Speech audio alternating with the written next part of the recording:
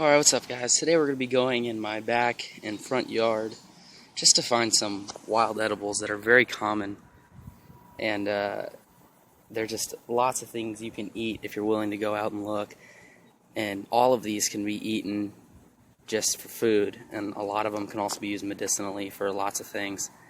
So this year we're just willing to go out and look around and take a little effort. You know, not a lot of this doesn't even take a lot of hard work because it's so common. But if you're willing to go out and look, you can really find a lot of things that you can eat just growing around your back or front yard. So in a survival situation, you really want to be able to identify these plants for food. So let's get right into it. So this first one we're going to look at is dandelion, and it's pretty much everywhere. It's very common. It can be found very easily. It's very recognizable. These don't have the flower because it's late summer right now. They're midsummer right now, but one of the easiest way to identify the leaves is if you pluck one, have these teeth on them that face toward you if you're holding it by the stem like this. Pretty easy to recognize. You see it a lot. It's very easy to identify if it has the big yellow flower or the white flower in it. But if it doesn't, that's how you can tell. It's got this these teeth that aim back at you. And it's very nutritious, it's very good for you, and it's a great thing you can eat in a survival situation or maybe just for fun. So that's dandelion. Alright, this next one is wood sorrel, and this is one of my favorites. It's got these heart-shaped, almost looks like a clover, but clovers have the what's up, buddy? Clovers have the eyeball-shaped leaves, and wood sorrel, however, have these heart-shaped leaves, and they're a little lighter green than most plants are a dark green, but these are very tasty, and they have like a very refreshing sour taste.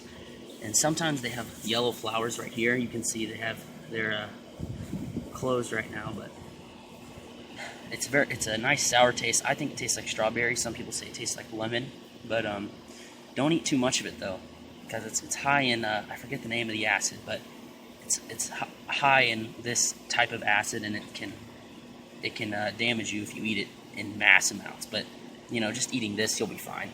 Eating it like this, I'm talking you'll have to eat quite a bit to do any damage. But this is a very awesome wild edible plant. It's very common. So that's wood sorrel. Alright, this next one is broadleaf plantain. It's pretty common, and it's got these big eyeball-shaped leaves. And they look just like this, and they've got these big, thick veins on the back. That's how they're pretty easy to recognize. And when you tear them off, they've got these little, let's see if I can focus in on that. It's got these little hairs that poke off the bottom of the stem whenever you tear them off. There you go. And some of them have these pods that are little flowers. I think they seed for more plantains. And the bottom of the stems have these, it's like a, let's see if I can get one out.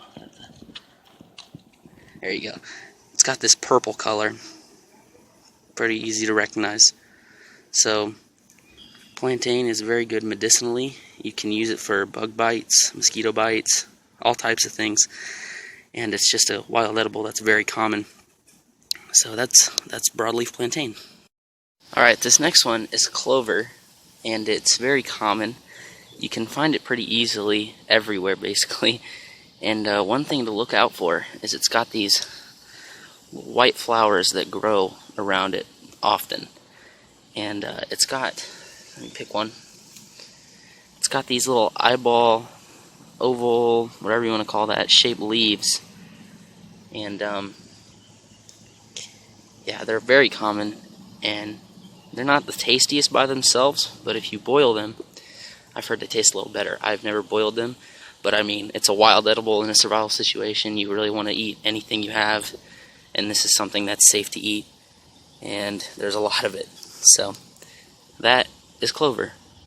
Alright, the final wild edible we're going to talk about is the wild violet, and this is it right here.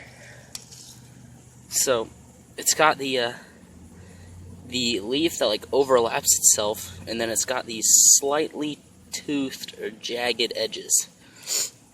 And not all of them overlap like this. Let me find one that doesn't.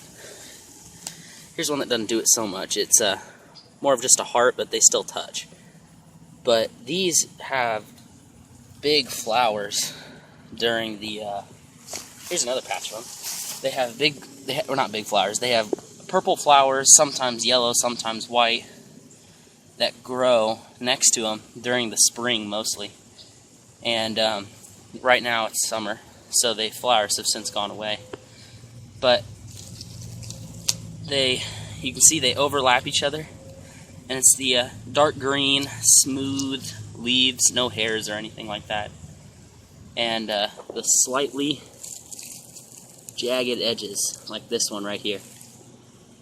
So these are wild violets, and they're edible, and they're pretty good. That's wild violets. Alright, so let's go ahead and review the dandelion over here. It's remember the teeth on the leaf that point towards you, and obviously the yellow flower. The plantain, the very big leaf, the purple at the bottom of the stem, the big veins on the back.